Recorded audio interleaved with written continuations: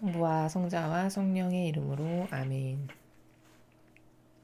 하늘을 우러러 사랑할 하느님 아버지 뜻 안에서 스승이신 예수님과 도움이신 성령님과 사랑할 성모님과 성요셉 아버지와 성미카엘 대천사와 하늘의 모든 거룩한 천사들과 성인들의 전구를 청하며 기도드립니다. 사랑할 아버지, 오늘도 아버지께서 사랑하시는 온 인류의 자녀들 중에서 기도와 희생과 고통과 갈망으로 오늘도 아버지께 봉헌드렸던 그 많은 것들을 저희 사명이 예수님과 어머니 하나 되시는 성심을 통해서 사제직분으로서 아버지 뜻에 모두 봉헌드립니다. 아버지, 그 아버지께서 사랑하시는 자녀들이 바쳐드린 것 하나도 남김없이 다 받으시고 그것을 통해서 인류와 그리고 이 대한민국을 용서하여 주시옵기를 갈망으로 초원드립니다. 또한 아버지, 이 마지막 시대 진리가 아닌 혼탁한 망상과 오해와 부작용으로 가득한 이 시대에 주님의 거룩하신 신적 질서와 진리가 어서 빨리 세상의 중심이 되게 하시고 사람들의 마음과 정신의 그 생각의 한 중심을 완전히 차지하시어 이제 더 이상 악이 지배하지 못하고 악이 속이지 못하는 악이 교란시키지 못하는 그래서 어리석은 자들이 그것에 속아 넘어가 자신의 영혼을 마귀의 도구로 팔아넘기는 이런 비참한 일이 더 이상 이 대한민국과 전 인류에서 일어나지 않도록 그저 자비를 베풀어 주시고 하루빨리 새천년 새 왕국이 도래하기를 진정한 갈망으로 초원드립니다. 아버지 불쌍하고 가여이 여겨주시옵소서. 아멘. 성부와 성자와 성령의 이름으로 아멘. 안녕하십니까. 하나님의 뜻 선교의 윤피아수녀입니다. 벌써 성주간 수요일이 되었습니다. 이제 3일 후면은 예수님께서 부활하신 부활 대축일이 다가옵니다. 예수님의 부활이 우리랑 무슨 상관인가요? 이런 궁금증을 가지시는 분들도 계실 수 있습니다. 아주 간단하고 짧게 말씀드리면 예수님이 부활하셨다라는 그 본질적 의미는 예수님께서 오시기 이전까지는 아버지의 뜻을 올바르고 똑바르게 알거나 그분이 어떤 분이신지를 전하거나 그분의 가르침과 정신과 모범과 카리스마가 무엇인지를 완벽하게 알고 그것을 수행하고 전하고 가르쳤던 사람이 없었죠. 유일하게 예수님만이 하느님 아버지를 가장 잘 아시고 용해 되신 한 뜻으로서 그분의 신성께서는 곧 주님 이코르 하느님이신 거죠.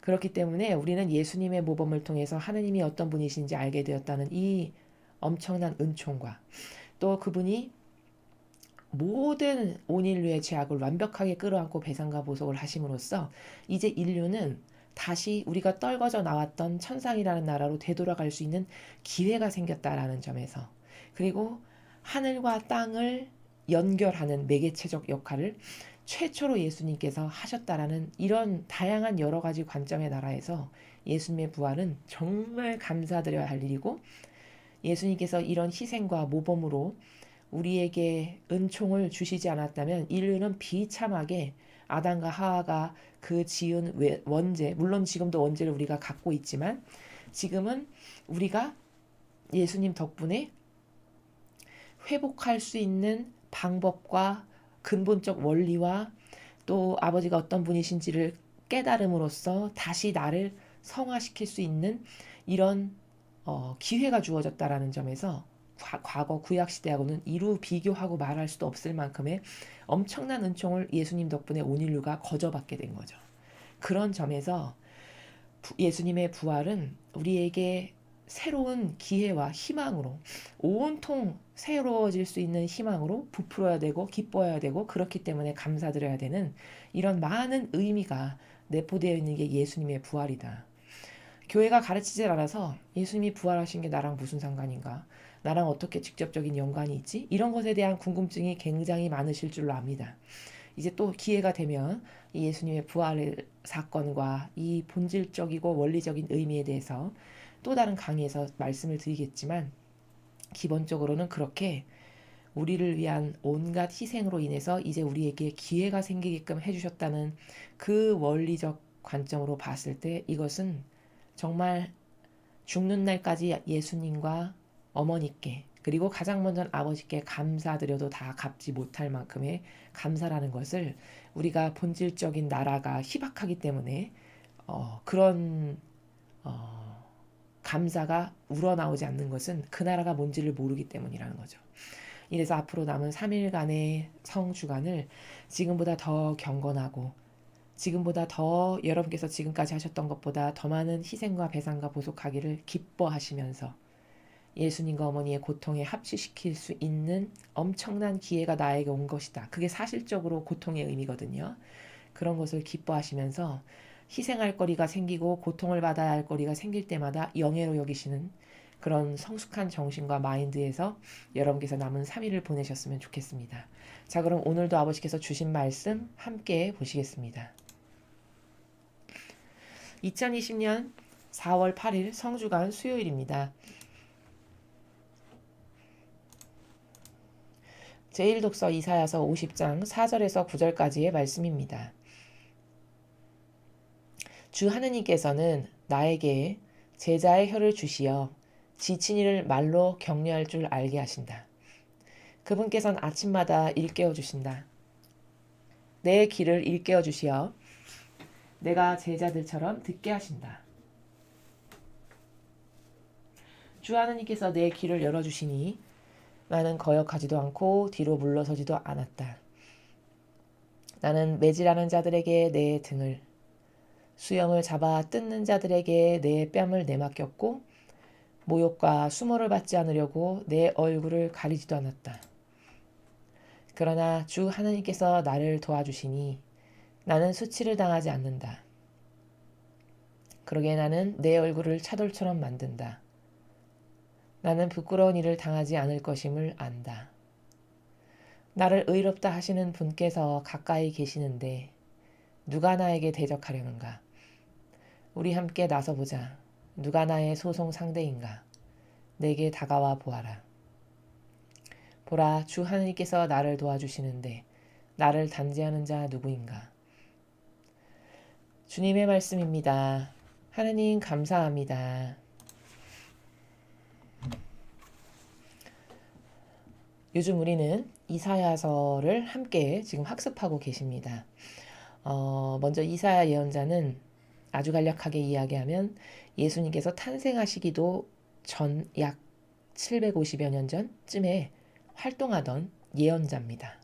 근데 이사야서는 그 전체를 아우르는 하나의 큰 원리가 있는데 그 맥락이 있는데 그게 뭐냐면 예수님이 어떤 분이신가, 그분은 이 지상에서 어떤 사명을 행하시는 분인가에 대해서 보고 쓴 사람보다 더 상세하고 자세하게 썼다라는 것이 이사야서의 아주 특별한 특징이라는 겁니다. 지금 여러분 이 4절에서 9절까지의 내용을 보시면 딱 봐도 이게 예수 그리스도를 묘사하고 있구나라는 것을 아실 수 있으시죠. 예수님이 이렇게 이 세상에 와서 온갖 수치와 모욕과 치욕을 고통을 자원해서 묵묵히 산 희생제물로서 자원하신 산 희생제물로서 살라 바쳐지는 어린 양처럼 그렇게 아무런 저항도 하지 않으시고 온유 자체로서, 온유라는 건 아버지의 뜻과 완벽하게 하나 된 것을 온유라고 합니다. 그 온유한 정신세계에서 이 모든 것을 수용하고 받아들이시면서 배상과 보석을 하시는 지금 이런 모습을 여러분께서 50장 4절에서 9절까지 보고 계십니다. 근데 여러분 어떻죠?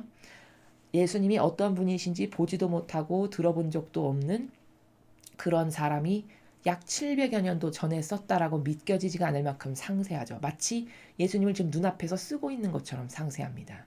이게 하나님의 놀라우신 권능이라는 거예요. 이건 절대로 이사야라는 사람이 자신의 인성으로 쓸 수 있는 글이 아님을 여러분 아시겠죠. 이것은 순전히 그 영혼을 도구로 그 영혼 안에 살아계신 주님의 영께서, 하느님의 영께서 이 사람을 통해서 말씀하고 계신 내용이다 라는 거죠.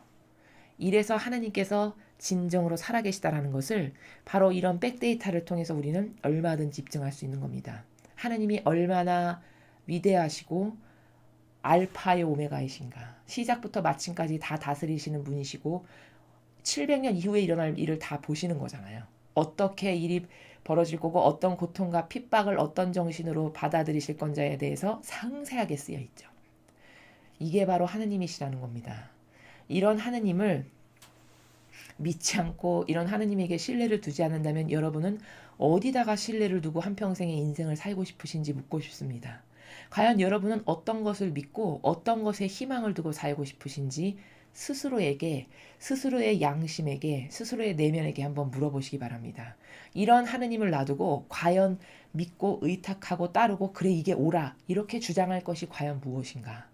그 모든 것들은 이런 진리, 아버지의 뜻, 주님의 위대하신 신적 질서 이런 것 말고는 인간에게 그 어떤 것도 거기에 희망이 있거나 비전이 있거나 혹은 믿어도 좋거나 신뢰할 수 있거나 이런 것은 이 지구상에서 이 인간이 살아가는 이 지상 생활에서 아무것도 없다는 것을 진짜 뼈저리게 깨닫는 사람만이 이런 위대하신 우리의 하느님 아버지께 아버지만이 진짜 위대하시고 옳습니다. 라고 온 마음과 정신과 힘을 다해서 믿고 따를 수가 있는 것이라는 겁니다. 자, 여기 보면은 예수님께서 자신에게 다가오는 모욕과 핍박과 박해와 치욕과 모멸감과 고통을 마치 정말 온순한 양처럼 산 희생제물로서 철저히 자신의 인성은 완전히 배제시킨 채 그 인류의 구원을 위한 죄악을 얼마나 철저하고 처절하게 배상과 보속을 하는지를 여러분 아실 수 있습니다. 하나하나 보시면 주 하느님께서는 나에게 제자의 혀를 주시어. 주 하느님께서는 이렇게 말씀하셨어요. 저것은 주님과 하느님을 합쳐놓은 겁니다. 간략하게 아주 쉽게 설명하면. 그럼 주님은 어제 제가 말씀드렸죠. 어제 배웠죠. 어제 삼위일체를 이사야서를 통해서 학습할 때 예수님은 인성과 신성을 함께 그 내면에 가지고 계신 분이셨다. 인간의 육을 가지신 것이 곧 인성이요. 하느님의 그 신성을 가지고 계신 것이 곧 신성인데 그 인성, 이 육, 보이는 육, 유물론적인 이 눈앞에 보이는 예수님의 육, 우리는 그것을 지칭할 때 예수님 이렇게 부르고 한 분이신데 동시적 속성을 갖고 있는 거예요. 이해가 빠르게 하려면 그렇게 육을 지칭할 땐 예수님 이렇게 우리가 부르고 같은 분이신데 그분 안에 계시는 신성을 지칭할 때 우리는 그리스도 혹은 주님 이렇게 부른다는 거죠. 자, 그럼 주 하느님께서는 이 말은 무슨 말이냐면 주님과 하느님을 함께 부르시는 거예요. 그럼 뭘까? 주님이라는 것은 어제 배웠듯이 예수님의 신성을 말씀하시는 거죠. 그리고 하느님은 하느님 아버지. 그 하느님 아버지가 가지고 계신 신성, 곧 예수님이 가지고 계신 신성이신 주인으로서의 모든 우리 온 우주 만물을 실질적으로 창조한 행위자인 그 주님, 그 두 분을 한꺼번에 주 하느님께서는 이렇게 부르신 겁니다. 그러니까 이것은 통칭해서 신성을 뜻하는 거예요. 하느님.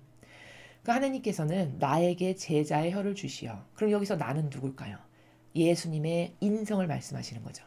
그 예수님의 인성에게 제자의 혀를 주셨대요. 그럼 그 제자의 혀는 뭘까? 지친 이를 말로 격려할 줄 알게 하신다. 제자의 혀가 하는 역할은 지친 이를 말로 격려해야 되는 거구나. 그럼 이 지친 이를 말로 격려한다는 건 뭘까?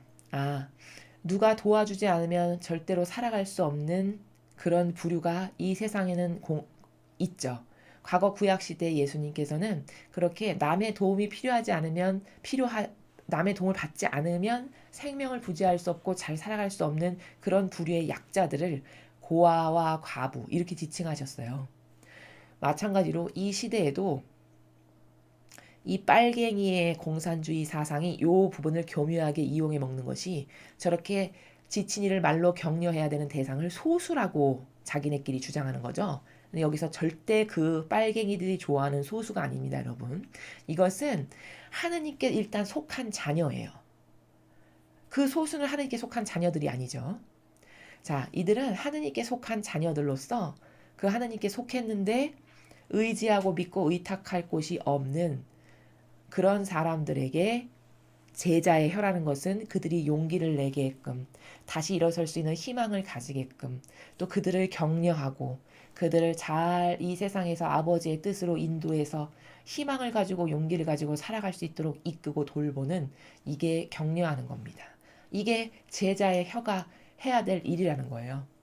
그러니까 예수님의 신성 플러스 하느님께서는 예수님의 인성에게 말씀하시기를, 예수님의 인성에게 제자의 혀를 주셨는데, 그걸 허락하셨는데, 그 제자 직분에서 인성으로서 해야 될 일은 뭐냐면, 여기서 지금 말씀하신 첫 번째 것은 지친 이를 말로 격려할 줄 아는 것이 제자가 해야 되는 일들 중에 하나다라는 거죠. 또 제자가 어떤 것을 하는 사람인가 볼까요? 그분께서는 아침마다 일깨워 주신다. 내 길을 일깨워 주시어 내가 제자들처럼 듣게 하신다.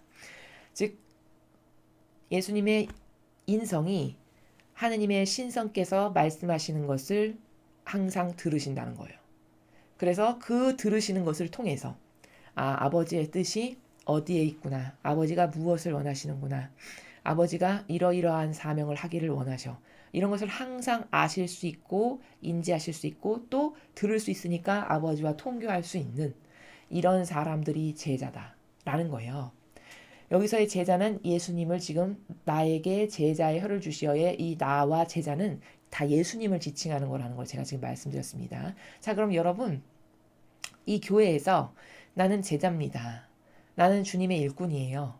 나는 예수님의 대를 잇는 제자예요. 그럼 이렇게 소수, 그 사회적 분열을 일으키는 소수 있잖아요. 동성애자, 난민, 세월호, 5.18 광주의 5.18 사건에 그 해당하는 사람들, 이런 사람들을 격려하고 위로하라는 것이 아니라 하느님의 자녀들 중에 진짜 남의 도움이 없으면 살아갈 수 없는 그런 가련한 이들, 그런 사람들을 격려하고 위로하고 돌보고 그들의 영혼을, 이런 것을 해야 되는 게 제자고, 또 어떤 것을 해야 되냐?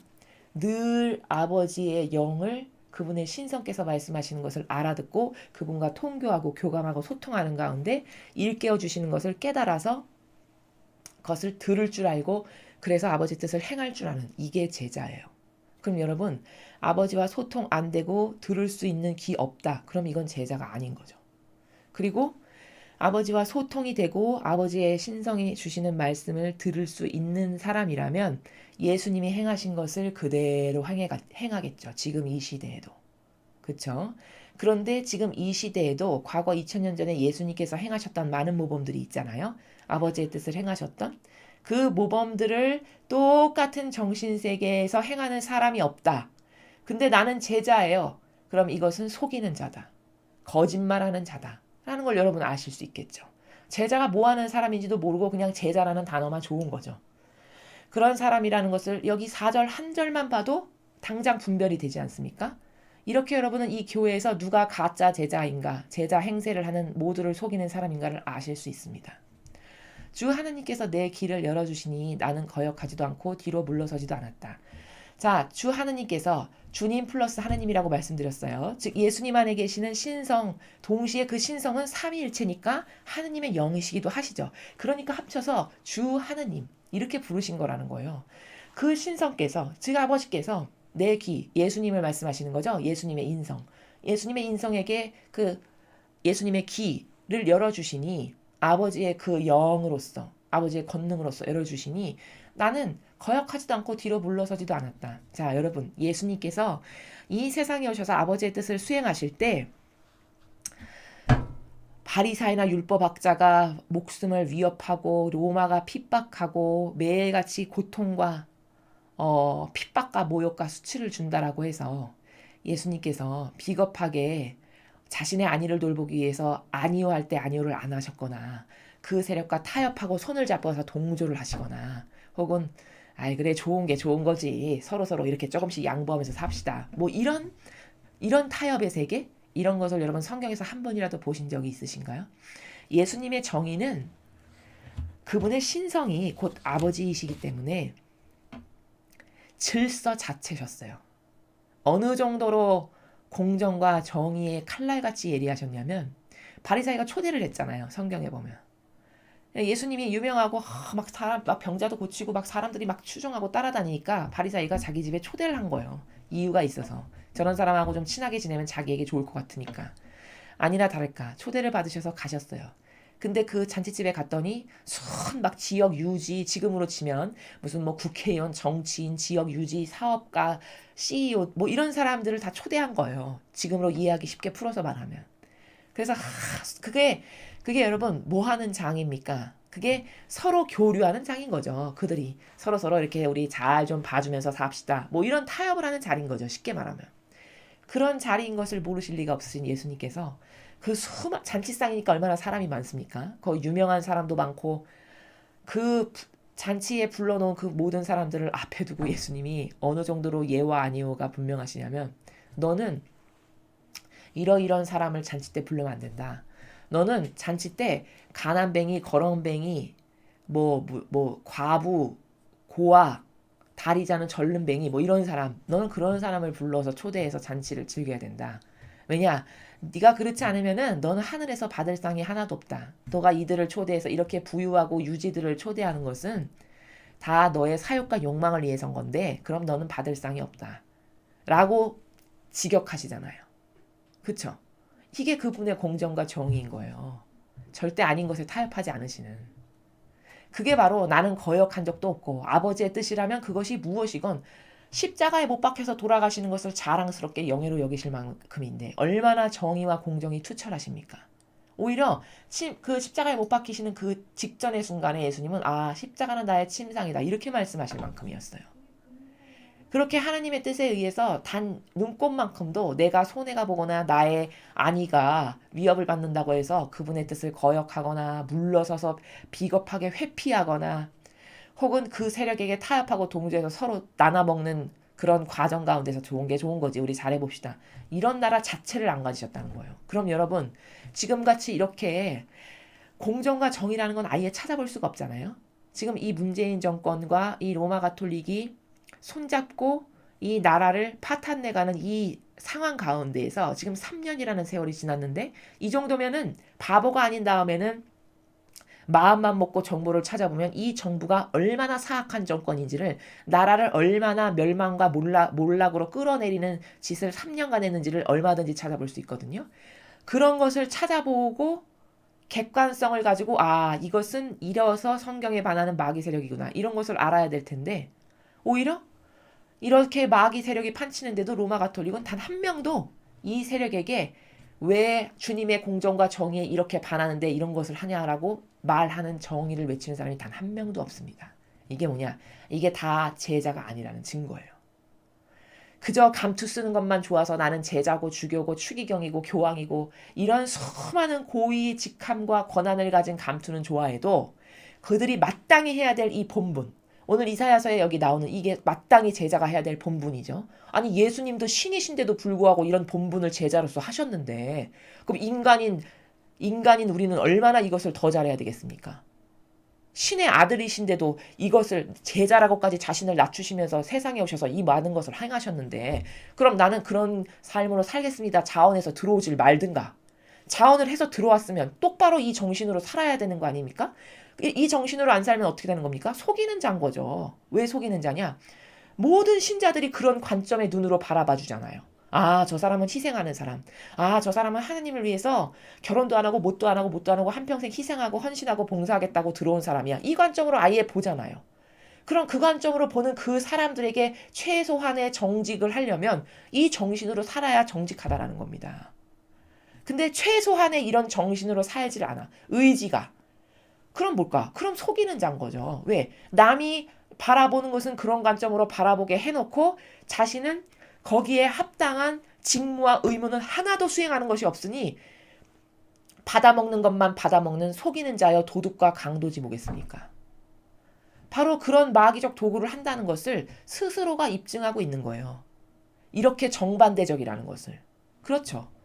자, 또 보면 나는 매질하는 자들에게 내 등을 수염을 잡아 뜯는 자들에게 내 뺨을 내맡겼고 모욕과 수모를 받지 않으려고 내 얼굴을 가리지도 않았다. 자, 5절은 그분의 예수님의 공정과 정의가 타협을 하거나 비겁하게 자신의 안위를 위해서 아닌 것을 아니오라고 안 하거나 이런 공정과 정의에 관련된 내용이고 6절은 저렇게 불의한 세력인데 왜 저들이 핍박하고 모욕 주고 고통 주는 것을 다 왜 참으셨냐.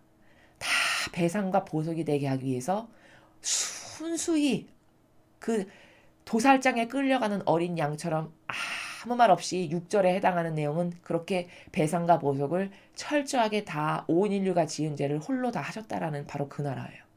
그러니까 이 세력이 틀리지 않아서 잘못된 것이 없어서 저렇게 가만히 모든 것을 다 당하신 게 아니라 저것을 다 당해야만 저런 수치와 모욕을 다 받으셔야만 아버지께 드린 온 인류가 수천 년 동안 드린 배상과 그 보속이 완전히 될 수 있으니까 그것을 그냥 묵묵히 산 희생제물로 자신을 바치셨다는 거예요.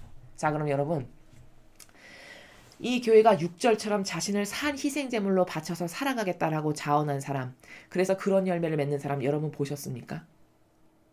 저렇게 아버지의 그 뜻을 이루기 위해서, 그리고 맡겨준 양들이 잘못한 것이 있을 때 그들이 모르고 지은 모든 죄악을 배상과 보속하기 위해서 고행을 하거나 극기를 하거나 끊임없이 기도를 바치거나 이런 기타 등등의 고통을 자원해서 짊어짐으로써 아버지께 대한 모욕에 대한 배상과 보속을 하는 그런 진실의 나라의 마음에서 예수님과 같은 이런 정신으로 배상과 보속을 하는 사람이 과연 누가 있냐는 거죠. 오히려 지금 더 배상과 보속과 처절한 고통을 자원해서 모든 이가 지은 죄를 회개한 종의 모범으로서 끌어안고 해야 될 이 가장 중요하고 절체절명의 절호의 찬스와 기회가 되는 사순 시기에 오히려 지금 미사를 하나도 안 하잖아요. 그렇죠? 이유는 얼마든지 될 수 있죠. 인간적인 핑계와 변명은 얼마나 될 수 있는 게 많습니까? 무덤에 가도 당신 왜 죽었냐라고 물어보면 답 안 하는 사람이 단 한 명도 없는 게 인간적인 나라라는 것에 그 역겨운 냄새나는 나라가 바로 그런 거예요. 모두가 다 변명을 한다는 거예요. 당신 어떻게 여기 오게 됐냐라고 그러면 단 한 명도 예외 없이 다 이유가 있다는 거죠. 인간적이라는 나라가 이렇게 더럽고 역겨운 나라라는 겁니다. 그럼 뭐 미사 안 하는 것도 코로나나 갖다 붙이면 얼마든지 이유가 되죠. 하나님은 그런 절대성 없는 사고방식을 절대로 좋아하지 않으세요. 다니엘을 보십시오. 다니엘의 정신. 코로나보다 더한 상황 아닙니까? 지금 당장 불 속에 불구덩이에 던져져가지고 죽기 직전의 상황인데 다니엘이 언제 어우 저 불이 좀 불꽃이 너무 세네요. 불꽃이 약할 때 들어가면 안 될까요? 이렇게 협상하거나 타협하거나 비겁하거나 역겨운 자신의 안위를 돌보는 이런 정신이 있었습니까? 전혀 그렇지 않았어요. 얼마나 당당하고 떳떳하고 멋있냐면 그 절대성이 걱정하지 말라고. 내가 아버지께서 나를 지켜주실 건데 만약에 아버지가 안 지켜주셔서 저 불구덩이 속에서 내가 죽게 돼. 그럼 그것도 아버지 뜻이라고. 이렇게 말할 정도의 절대성과 유일성이 빛이 되는 그런 정신으로 무장된 사람이 다니엘과 그 친구들이었어요. 그럼 그 당시에도 변명과 핑계를 댈 거면 코로나보다 더한 변명을 댈 수 있는 거죠. 뭐 사자 굴 속에도 집어던져질 때도 마찬가지죠. 저 짐승은 너무 심한 거라고 좀 짐승을 좀 덜 무서운 것으로 너달 얼마나 이런 역겨운 변명할 게 많습니까? 그러나 그런 타협의 정신, 그렇게 인간적인 냄새나는 나라에서 무엇을 변명하고 말하고 자신의 안위를 돌보는 이런 정신을 아버지는 절대 훌륭하다. 그래 너는 과연 위대하다. 너는 과연 내 아들이다. 절대 이렇게 안 하신다는 겁니다. 인간도 그렇지 않습니까? 그런 정신은 하느님의 일꾼으로서 적합치 않고 합당치 않아요. 그리고 하느님은 절대 그렇게 절대성과 유일성의 속성이 없는 일꾼을 구약과 신약을 통틀어서 훌륭한 하느님의 일꾼으로 뽑아서 절대 쓰지 않으십니다. 다 구약과 신약을 통틀어 하느님의 위대하고 훌륭했다라고 하는 일꾼들의 정신은 다 강했고, 첫째는 다 강했고, 둘째 정말 절대성과 유일성이 다 뛰어났던 사람들이고, 그리고 자신의 안위를 돌보는 이런 것이 없는 다 이런 사람들만을 뽑아서 쓰셨다는 것을 우리는 공통적으로 발견할 수 있다는 점에서 그렇지 않은 이 로마 가톨릭의 이 모든 모습이 이건 완전히 뱀이구나. 사탄이 완전히 장악했구나. 라는 것을 다 입증이 되는 거죠. 자, 그 다음 절을 보실까요? 그러나 주 하나님께서 나를 도와주시니 나는 수치를 당하지 않는다. 그러나 하느님 아버지, 즉 그분의 신성, 아버지의 신성, 또 내 안에 있는 나의 신성, 주님이라고 지칭하는 나의 신성이 인성의 나를 도와주시니 예수님의 입장에서 어떻게 도와주시냐? 절대 수치를 당하지 않으신다는 거예요.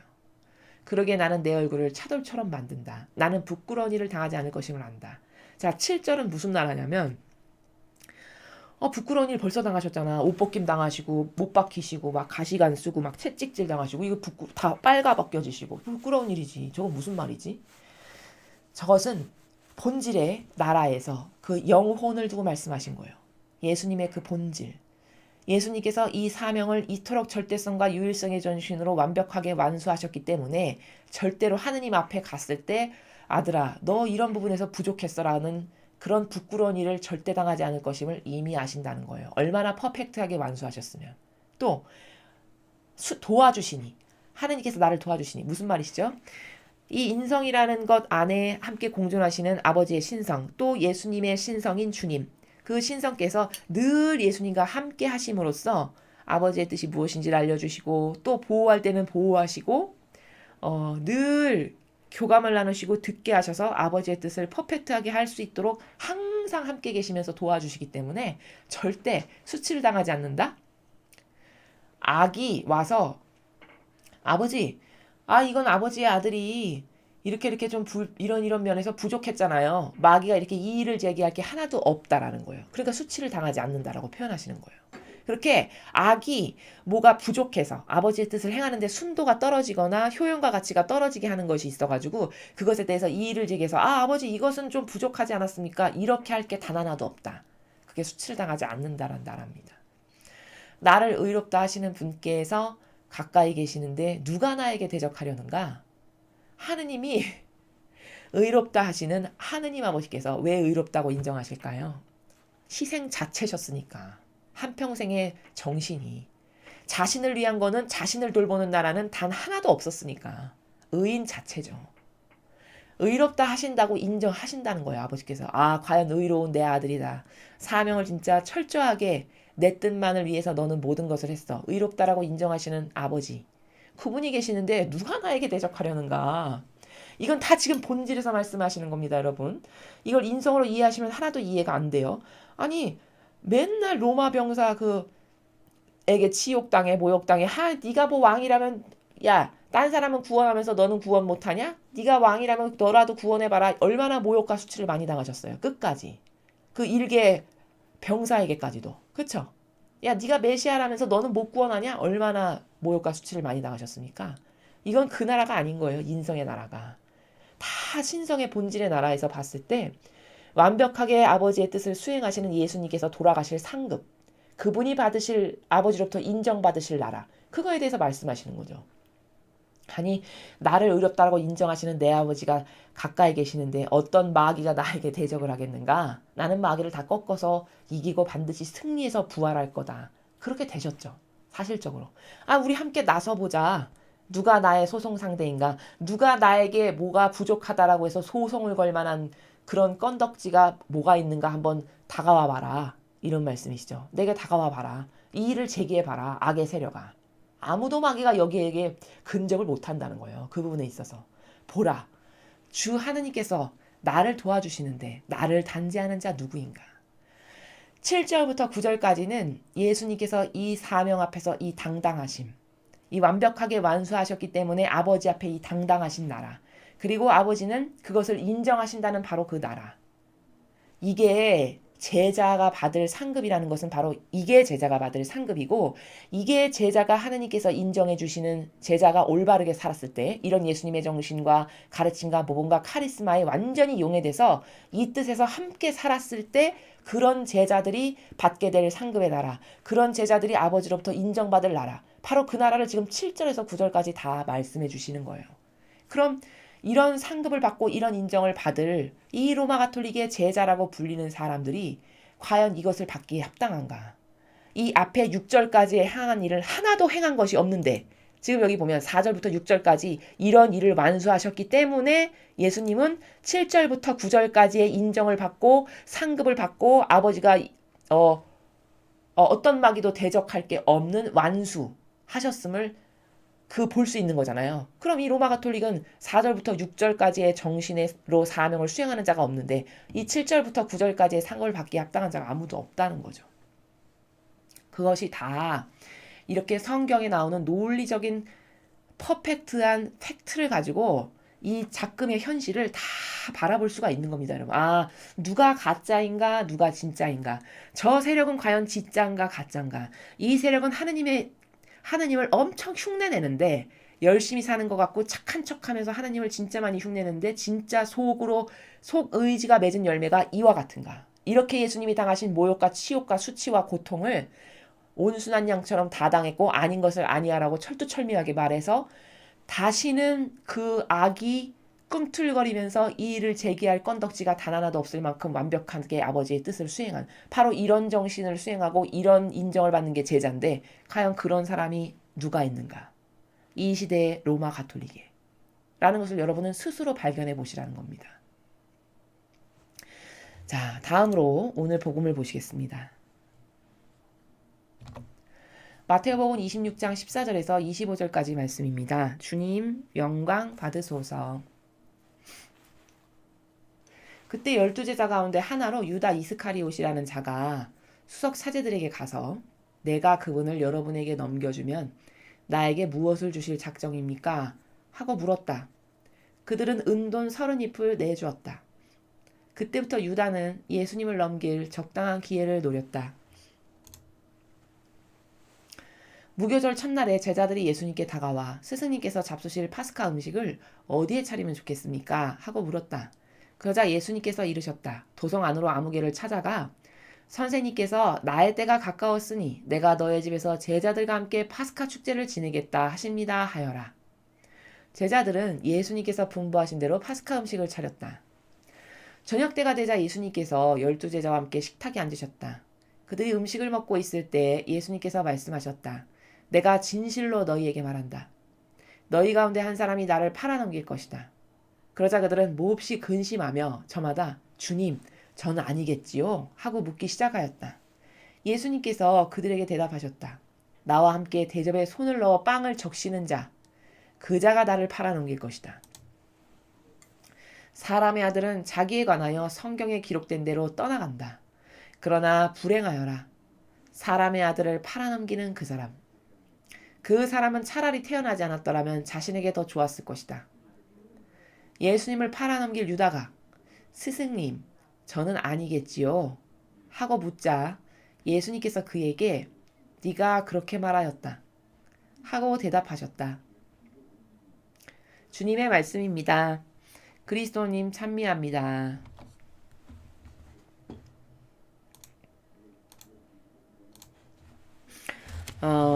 오늘은 마테오 복음인데요.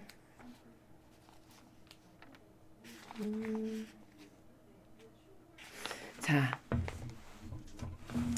오늘 이 마테오 복음에서 우리는 어떤 관점으로 중요한 맥을 하나 딱 짚어서 봐야 될 것이 이 유다를 통해서 이 이스카리옷 유다 있죠. 예수님을 배반한 유다 이스카리옷을 통해서 그 악의 속성, 악으로 완전히 이 사고방식과 내면이 점령당한 사람의 특징을 여러분이 발견하시고 이제 관점이 열리시면 누군가가 어떤 사람을 만나서 여러분이 대하실 때, 아, 저 사람은 악인가 선의 세력인가 라는 것을 분별하실 수 있는 영이 하나 열리실 겁니다. 오늘 이 마테오복음을 통해서 여러분이 학습을 올바르게 하시면. 자, 무슨 말이냐. 지금 유다가 전반부에서 이미 악령이 들어갔어요.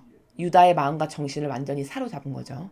악이 차지했어요. 그래서 이제 유다는 악에 쉽게 말하면 로봇에 불과해요. 이 육은 그냥 악이 시키는 대로 하는 거예요. 이 내면은 이미 악이 사고방식 안에 차지하고 들어차 있어서 그 악이 조종하는 대로 따라하는 마치 인형과도 같은 존재로 밖엔 안 되는 수준이 지금 되어버렸어요. 왜? 그 마음 안에 있는 사욕과 욕망과 인간적이라고 하는 속성을 끝끝내 꺾어버리지 못하고 그것을 극복하지 못해서 버리지 못해서 이런 사단이 난 거예요. 자, 왜 특별히 유다에게 이런 악이 더 12명의 제자 중에 기승했을까라는 것은 제가 어제 복음 해설할 때 말씀을 드렸어요. 왜 어떤 특징으로 유다가 어떻게 처음부터 예수님에게 다가왔고 제자가 되기 위해서 그 다가왔을 때부터도 예수님은 낌새를 알아차리셨고 다 모든 걸 다 보시니까요.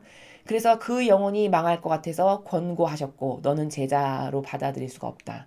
근데 끊임없이 와서 세 번이나 열정적으로 갈망을 했기 때문에 세 번째 그냥 받아들이신다라는 것부터 다 설명을 드렸어요. 자, 그럼 이 유다라는 사람이 어떻게 악의 도구가 됐는가를 보죠. 수적자들한테 이미 마음의 의지를 굳혀가지고 이제 내가 저 사람한테 희망을 걸 필요가 없어. 나는 저 사람이 이 이스라엘을 구원할 왕인 줄 알았는데 뭐 아무것도 없네. 오니까 뭐 맨날 뭐 병자나 고치고 무슨 훌륭한 말은 열심히 하는데 뭐 사실적이고 실제적으로 뭐 이 나라를 응? 구원해줄 이 로마의 속국으로부터 구원해줄 그런 왕감이 아니야. 이제 뭐 그런 인간적 이유로 이제 악이 차지하게 된 거죠. 그래서 써먹을 데가 없고 쓸모가 없다라고 내가 이제 더 이상 저 사람을 추종해서 따라다닐 필요는 없다라고 판단한 거예요. 그리고서는 수석사한테 갔어요. 그리고 뭐라고 얘기하죠? 내가 그분을 여러분에게 넘겨주면 나에게 뭘 줄 겁니까? 이렇게 거래를 하죠. 거래. 제안을 해요. 그러니까 꼴랑 세상에 받는 게 대단한 돈을 받았으면 또 몰라요. 은돈 30잎을 받고 예수님을 팔아넘기는 수준이 된 거예요. 이 마귀에게 여러분 영혼이 점령당하는 게 얼마나 무서운 건지 확실히 아셔야 됩니다.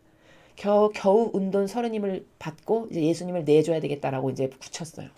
근데 이 유다라는 사람의 속성이 얼마나 역겹고 무서운지를 보십시오. 여기 가서 이미 이런 의지를 갖고 교류를 다 끝냈잖아요.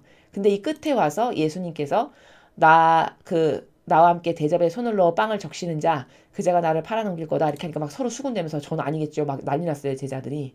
근데 그렇게 말씀을 하시는 예수님께 이렇게 얘기하잖아요, 유다가. 스승님, 전 아니겠지요. 이렇게 이야기합니다. 그러니까 이거는 뭐냐면 사람의 속성이 이 배신하는 사람의 속성이 겉과 속이 다르다는 거예요. 특징이. 겉과 속이 완전히 180도로 다르다는 게 오늘 유다를 보고 우리가 하나 배신하는 악은 이렇구나라는 것을 여러분이 하나 발견하셔야 돼요. 배신을 한다라는 것은 속 의지와 겉에 보이는 표양이 완전히 다른 사람이 배신을 합니다. 그렇죠? 이래서 하느님은 진실을 반기시는 하느님. 이 말을 왜 자주 쓰시냐면 나는 진실하니 진실을 반기시는 하느님. 이런 진실을 굉장히 강조하고 좋아하세요. 하느님 아버지께서. 그건 왜 그러냐면 그 정도로 이 겉과 속이 다르다라는 것이 악이 써먹기 굉장히 좋은 도구이기 때문에 겉과 속이 똑같은 진실한 사람을 하나님은 그렇게 반기시고 좋아하시는 거예요. 변절되지 않을 거니까. 겉과 속이 같은. 근데 지금 유다는 딱 보니까 겉과 속이 완전히 다른 것을 알 수 있죠. 자, 이게 유려한 마귀의 특징 중에 하나입니다. 유려한 마귀는 보통 겉의 말은 굉장히 부드럽고 표양이나 엄표나 이런 게 다 부드럽고 친절하고 사려 깊어 보이고 남을 굉장히 사랑하는 것과 같은 이런 말을 굉장히 많이 잘해요. 세상 사람들은 이것을 보고 착하다, 저 사람 착하네, 괜찮네 이렇게 말합니다. 근데 그 착하네, 괜찮네 해당하는 사람이 바로 겉으로 봤을 때 유다였어요. 아주 이해를 쉽게 돕기 위해서 극단적인 속성을 가진 베드로를 볼까요? 베드로 사도는 혈기왕성하고 막 정의가 끌어넘치는 사람이었단 말이에요. 그러니까 어느 정도로 유다하고 다르냐면은 이렇게 항상 겉이 부드럽고 표현이 유려하고 친절한 것 같고 막 이렇잖아요. 근데 베드로는 어떤 속성이냐면 예수님을 잡으려고 로마 방사가 다가오니까 그 끓어오르는 분노를 그 정의를 참지 못해서 갖고 있던 칼을 꺼내서 귀를 확 잘라버리죠. 로마 병사의 귀를. 이게 사람이 가지고 있는 고유의 속성들이에요. 이것을 요 한 단면만을 봐도 베드로 사도는 정의가 끌어넘치는 속성을 가지고 있구나 라는 것을 발견할 수 있고 이 유다는 오늘 이 한 씬을 봐도 얘는 마귀구나라는 걸 알 수 있는 게 가서 바리사이 앞에서 말하면서 처신하는 나라와 돌아와서 예수님 앞에서 말하면서 처신하는 나라가 완전히 다르죠. 정반대로. 요게 교묘하고 유려한 마귀의 특징이에요. 이 빨갱이 공산주의라고 우리가 보통 지칭하는 사회주의를 그토록 좋아하는 이 사람들의 특징이 다 이래요. 다 이렇습니다. 거의 100%다 이래요. 그러니까 여러분, 왜 이런 사람들이 인기가 많냐면요. 이 빨갱이 공산주의 무신론자들이 왜 인기가 많냐면 다 유다처럼 표양과 엄표가 부드럽고 친절하고 사려 깊어 보이고 엄청 국민 위하는 것 같고 사랑이 넘쳐 보이는 말만 골라서 해요. 어리석은 한 자리 IQ밖에 없는 사람이 봤을 때 그게 그냥 착해 보이는 거예요. 그러니까 그 사람을 지지하고 추종하고 맹종하고 따라다니는 이런 어리석은 짓을 하는 겁니다. 이해가 되시죠? 그러나 그 사람의 속을 이렇게 뒤집어서 보니까 유다를 보세요. 얼마나 겉과 속이 다른가. 예수님 앞에 와서는 마치 자기가 엄청 착하고 절대 그런 일을 안 할 사람인 것처럼 전 아니겠지요. 이렇게 표현을 하죠. 이게 소름 끼치도록 역겨운, 소름 끼치도록 가까이 하고 싶지 않은 이런 종류의 사람이에요. 근데 이게 다 이런 속성을 다 누가 갖고 있냐? 지금 우리가 우리나라에서 보자면 이런 빨갱이 공산주의 사회주의 사상을 그토록 좋아하는 이 정권의 모든 인간들이 다 이런 속성을 가지고 있어요. 그러니까 코스프레의 달인들인 거예요.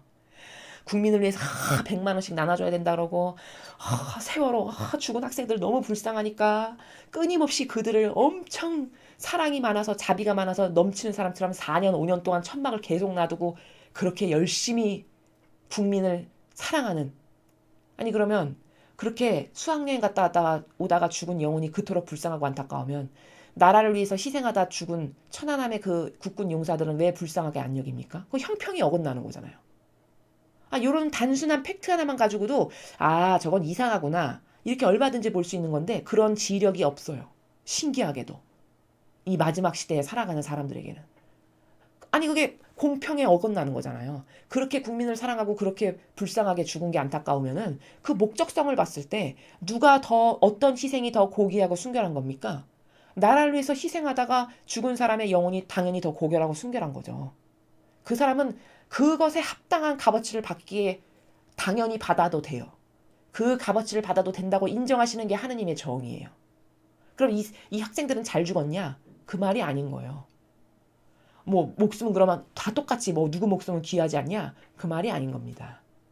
그렇게 죽은 학생들이 불쌍해서 그들을 그렇게 많이 돌보는 정신이라면 나라를 위해서 희생하는 사람들의 돌보는 정신도 최소 이거와 동등하거나 이것보다 더 많이 그들에게 대우를 해줘야 되는 게 이게 공정이다라는 겁니다. 이 공정과 정의가 없어요. 이 유려한 마귀의 특징이. 자, 정리해 드릴게요. 첫째, 유려하고 교묘한 마귀. 특히 이 마지막 시대의 어리석은 모든 영혼을 속이는 이 유려하고 교묘한 마귀의 특징은 뭐다? 겉과 속이 완전 다르다. 둘째, 정의가 없다. 공정과 정의가 없어요. 그냥 내 마음 끌리고 내가 봤을 때 불쌍하고 내 정서, 내가 가지고 있는 인간의 뜻, 내 기준, 내 프레임을 봤을 때 잘못됐어. 그럼 잘못된 거예요. 잘못된 자신의 정서와 기준으로 그 병든 오감으로 불쌍하면 그냥 하염없이 불쌍한 거예요. 따라야 될 기준과 질서가 없는 거죠. 정의가 없다는 거. 그죠? 그리고 이 세 번째, 이 교묘하고 유려한 마귀의 특징이 뭐냐? 배신을 진짜 잘한다는 거. 오늘 유다를 보십시오. 이토록 배신을 하는데 그런 사람들의 속성이 좋다라고 아직도 지지를 한다는 것은 정말 한심하고 답답한 실정이라는 거죠. 여러분, 같은 세력인데도 안희정 씨가 망한 것을 보세요. 그 안희정 씨가 그렇게 패망의 길을 걷게 한 것을 여러분 생각하시기에는 우파가 그렇게 한 것 같이 보이잖아요. 여러분 큰 착각이신 거예요. 그 안희정 씨가 그렇게 패망하게끔 된 거는 같은 내부에 있는 사람들의 고발과 그들 내부의 그 드러나게끔 하는 같은 세력인데 이 사람이 하나 없어져야 되겠어. 이 사람이 더 인기가 많아지고 잘못하면 나를 위협할 만한 세력으로 커질 수 있어. 그럼 이렇게 얼마든지 배신을 하고 이 자기네 영토에서 몰아내서 다시는 발붙이지 못하도록 패망시키게 하는 이렇게 배신의 달인들인 것이 이 사람들이라는 겁니다. 자, 또 이렇게 유다와 똑같은 속성을 가진 세력이 하나 더 있는데 그게 바로 로마 가톨릭의 교묘하고 유려한 마귀들이에요. 그거의 대표 주자가 바로 교황인 거죠. 왜냐? 엄청 착한 것처럼 코스프레를 진짜 많이 했어요. 자신이 교황이 되면서부터. 그래서 사람들은 저런 어르신 없다. 저렇게 착하고 저렇게 그냥 자비심이 많고 저러신 분은 없다고 안 믿는 비신자들까지도 우러러 떠받들며 존경했어요. 그게 왜 그럴까? 뭘 보고? 그들이 진리를 알아서 존경할까요, 여러분? 잘 생각해 보십시오, 논리적으로. 여러분, 그 교황을 그렇게 존경하고 따르고 훌륭하신 분이라고 치켜 세우고 맹종하고 맹신해요. 자, 그럼 여러분 제가 하나 여쭤볼게요.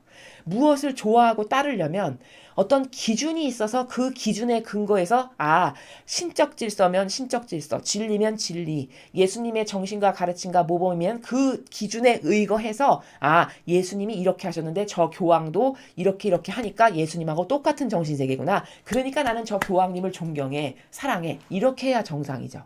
그쵸? 근데 진리를 모르잖아요. 정직하게 말해서. 그쵸? 여러분 진리를 아십니까? 성경을 잘 아십니까? 이 교회가 가르치질 않아서 이 신자들은 진리나 성경을 잘 몰라요. 정직하게 말하면. 저도 옛날에 그랬고 모른다고 말하는 게 정직한 거예요. 그럼 진리도 모르고 신적 질서도 모르고 따를 기준도 없는데 아는 건 그저 막연한 내 감정, 내 오감, 그리고 내가 옳다라고 생각하는 이상한 나의 기준? 이게 단데 그런 사람들이 뭐가 훌륭하대. 그럼 여러분 그게 말이 되냐는 거죠.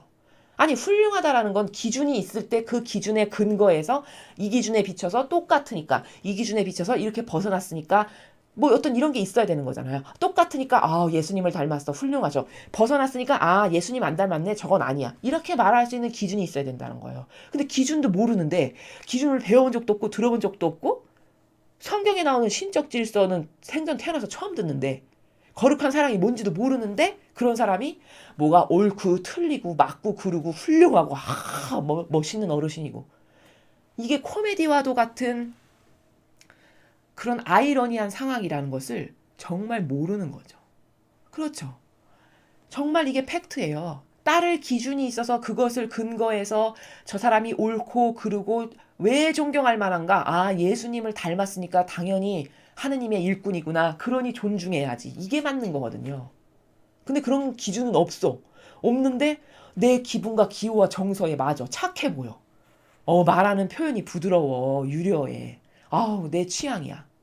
이런 존경한대요. 사랑한대요. 멋있대. 훌륭하대요. 이런 지력은 아주 냉정하게 말하면은 IQ 2자리도 안 되는 사람이나 하는 지력이지 21세기에 살아가는 교육을 대학 교육까지 다 받은 이런 대한민국에 살아가는 국민의 수준이라고 본다는 게 너무 비참한 거라는 겁니다. 저는 그 기준에 근거했을 때 예수님을 하나도 닮은 게 없는데 겉으로 착해 보이는 수많은 코스프레 때문에 신자들이 그냥 맹목적으로 맹신하고 맹종하는 이게 너무 안타깝다는 거예요. 왜냐? 그런 결과가 자신의 영혼이 지옥을 가게 만드는 건데도 그걸 모르고 계속 맹종하고 맹신하는 이런 논리적이지도 않고 근거에 입각하지도 않은 이런 지력이 없는 동물이나 할 법한 이런 사고방식 가운데 뭐가 옳다, 그르다, 훌륭하다 이거 자체가 잘못됐다는 거죠. 그렇죠.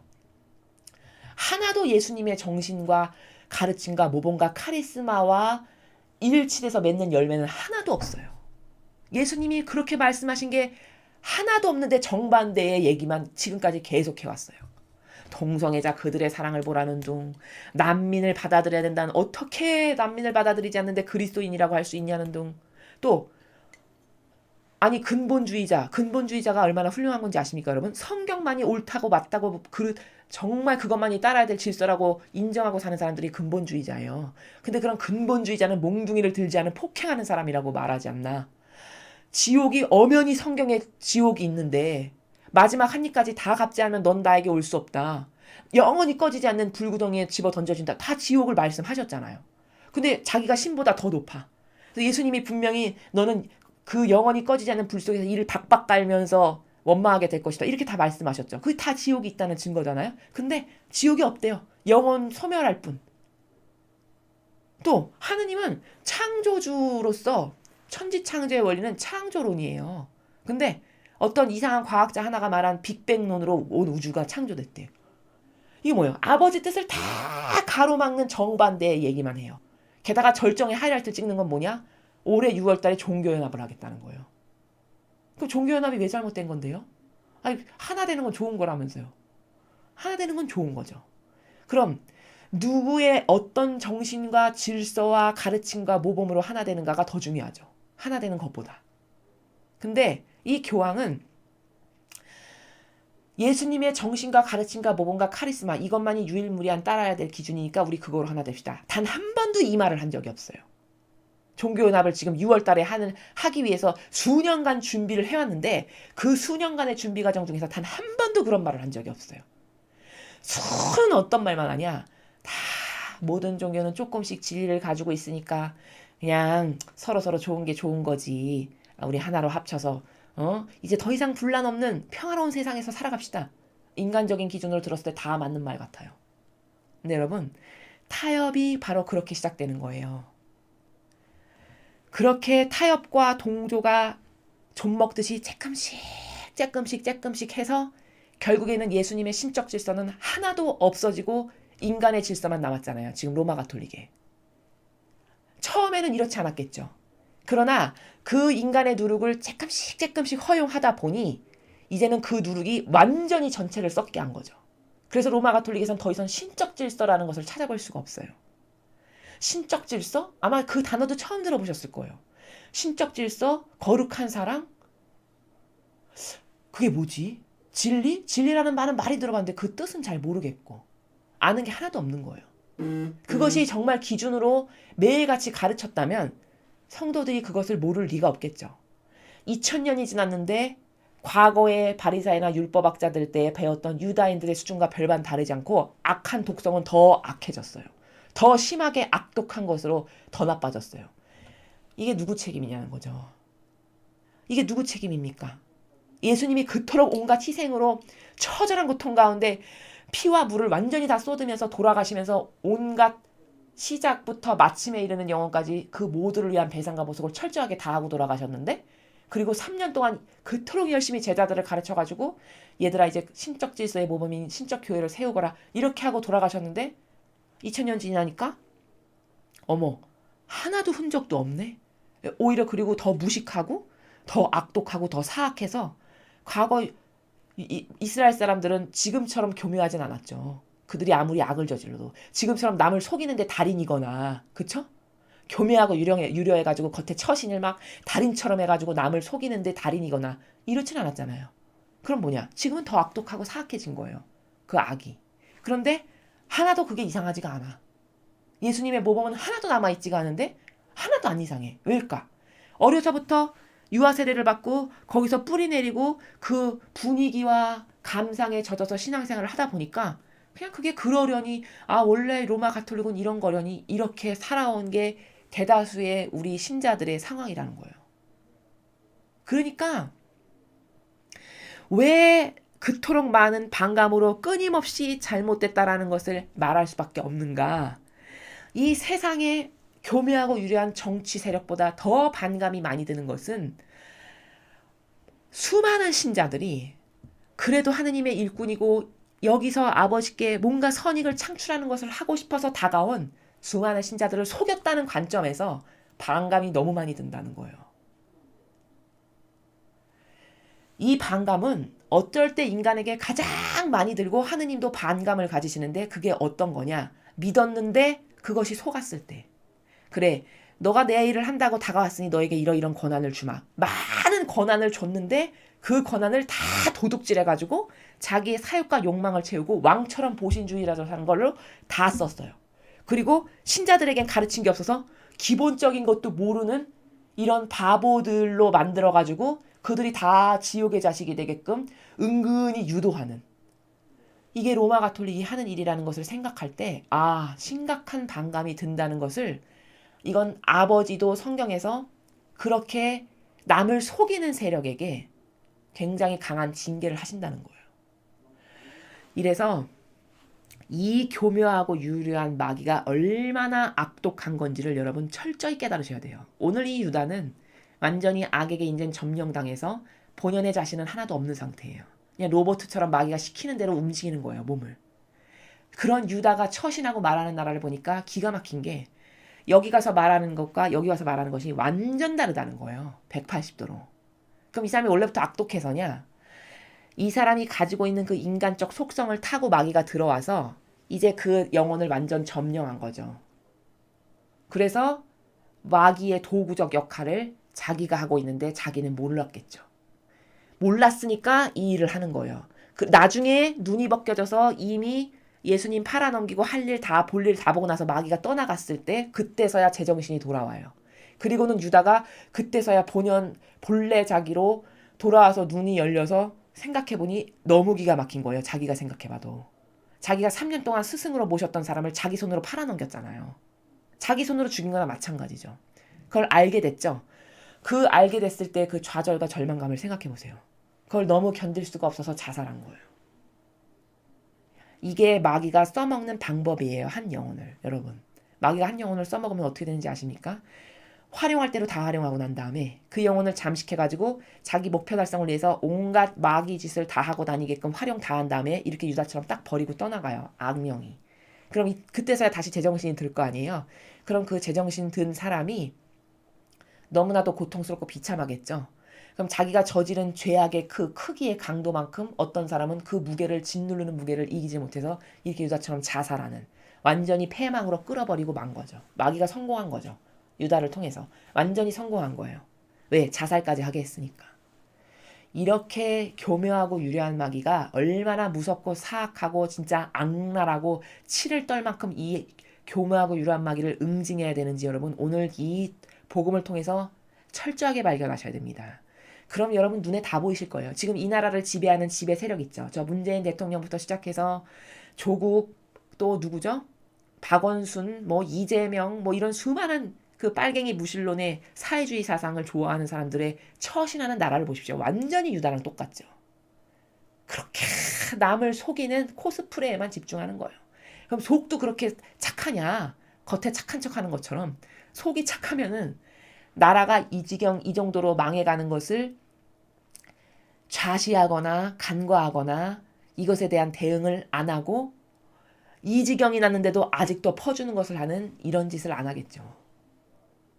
이게 엄청난 악이라는 것을 이 마지막 시대를 휘젓고 돌아다니는 가장 교묘하고 유려하고 사악한 악의 종류는 이런 유려한 악이 온 인류를 패망으로 이끌고 멸망으로 이끈다는 사실을 여러분 오늘 이 복음을 통해서 반드시 깨닫지 않으시면 여러분의 영혼이 매일 속을 수밖에 없는 이 비참한 현실을 반드시 인식하시기 바랍니다.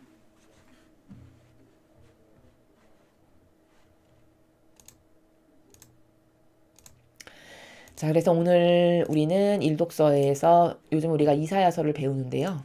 이사야서를 통해서 우리는 삼위일체도 배울 수 있고요. 삼위일체의 그 원리, 질서 정연한 그 원리, 인성과 신성의 관계성, 이것을 또 배울 수 있고요. 오늘 이 이사야서를 통해서는 예수님께서 제자라는 것은 본인이 모범이셨잖아요. 그 모범의 근원이 있잖아요. 모든 행위는. 그 모범의 근원이 자신이셨어요. 아버지 뜻을 수행하신. 그리고 그것을 부르시기를 제자라고 부르셨어요. 그 제자의 모범적인 정신이 앞에 나왔어요. 그쵸? 이러이런 것을 내가 했다. 그러므로 너도 제자라면 이것을 해라. 이거거든요. 그럼 그것을 안 하면 제자가 아닌 거예요. 볼 것도 없이. 그런 열매가 없으면. 그리고 너가 이러이런 것을 나를 사랑하는 마음으로 나를 닮겠다 했으니 이것을 해라. 나와 하나 돼서. 그러면 후미 그 다음 장에 나오는 그 세 개의 절에서 주시는 아버지가 너를 의인으로 이렇게 인정하실 것이고 너는 절대 수치를 당하거나 모욕을 당하거나 마귀가 너가 한 일에 대해서 뭐 흠집을 내서 아버지께 뭐 이것은 아니지 않습니까? 건의할 이런 것이 하나도 없고 너는 아버지 앞에 떳떳하고 완전한 그런 것을 바쳐드리는 사람이 되는 것이다. 그리고 아버지는 그것을 인정해 주신다. 이런 너가 받을 나라가 있다. 이건데 그렇게 행하는 제자가 이 시대에 누가 있냐는 거죠. 그런 열매를 받을 만한 그런 칭찬과 인정을 받을 만한 제자가 누가 있냐는 거죠. 그리고 오늘 마테오복음에서는 이 가리옷 유다 이스카리옷을 통해서 그 교묘하고 유려한 마귀들의 특징 있죠. 그들이 가지고 있는 그 속성, 그것을 잘 파악하셔야 된다는 거예요. 사람은 부드럽고 착해 보이는 말투로 하는 것은 다 좋아해요. 그냥 그럼 혹하고 넘어가요. 사실 그 마음 속에 있는 의지가 그런 겉의 표양이 유려하고 교묘할수록 속은 사실 더 악독한 악이라는 것을 사람들이 깨닫지를 못하는 거예요. 이 속 의지를 볼 수 있는 것은 그가 했던 발언이나 맺은 열매들을 통해서 규칙적으로 튀어나오는 그 사람이 한평생 동안 행했던 그것 어떤 일들의 행위적 열매를 통해서 아, 이 사람은 어떤 사람이구나는 것을 분별할 수 있고 그게 사실 그 사람의 진짜라는 모습이에요. 근데 사람들은 이 속에 행한 의지를 통한 진짜는 모르고 겉에 보이는 것으로 그렇게 맨날 속으면서도 그 유려한 마귀에 속아서 오늘날 우리나라가 이런 지경이 됐다는 거. 이 교회도 마찬가지라는 거예요. 그런 유려한 속성의 악으로 가득한 것이 로마 가톨릭이죠. 부드럽고 착해 보이고 조용조용한 말투. 그럼 제가 뭐 욕을 하고 거칠게 말하라는 뜻이냐? 그 말이 아닙니다. 그렇게 표양이 그렇게 부드럽다면 겉 표양만 그렇게 할 것이 아니라 속 의지가 한없이 선량하고 의인의 정신으로서 예수님과 어머니를 닮은 모범적 행위의 열매가 있어야 된다는 거예요. 그렇지 않고 겉만 그렇게 부드럽다는 것은 남을 속이는 가짜다. 남을 속이는 사기꾼이다. 라는 것을 여러분이 철저히 깨닫고 두 번 다시 이런 마귀에게 속지 않고 올 선거도 이렇게 교묘하고 유려해 보이는 겉모습이나 말투에 속지 마시고요. 이번에 치러지는 선거도 여러분에게 이제 팜플릿이 오셨으면 팜플릿이 왔으면 그 팜플릿의 그 무슨 학력이나 여태까지 일한 거 그 사람이 맺은 열매들이 있을 거 아니에요. 맺은 열매를 통해서 혹은 맺은 열매를 모르겠으면 찾아보십시오. 인터넷으로. 이 사람이 여태까지 무슨 일을 했는가. 그럼 그 사람이 행위의 결과로서 맺은 열매들이 쭉 나올 거란 말이에요. 그걸 통해서 아, 이 사람이 보수인가 아니면은 좌파인가 라는 것을 여러분이 직접 분별하셔서 선의 세력을 지지하셔야 됩니다. 선의 세력. 모두가 부족하지만 부족한 것도 종류가 있습니다. 하나 아버지와 하나 되려는 의지 가운데 부족한 것과 아이의 의지가 아버지와 하나 되지 않은 가운데 부족한 것은 다른 거예요. 사람은 모두가 부족하고 다 용서해야 될 존재인 건 맞지만 과연 누가 하나님의 뜻 안에서 하나 되려는 의지 가운데 부족한 사람과 하나님을 인정하고 받아들이고 그분과 완전히 하나 되려는 의지 없는 가운데 부족한 것은 이것은 악이고 이것은 엄밀히 선이고 이렇게 나눠진다는 것을 여러분이 명심하시기 바랍니다. 자, 이상으로 2020년 4월 8일 성주간 수요일 복음회설을 마치겠습니다. 감사합니다.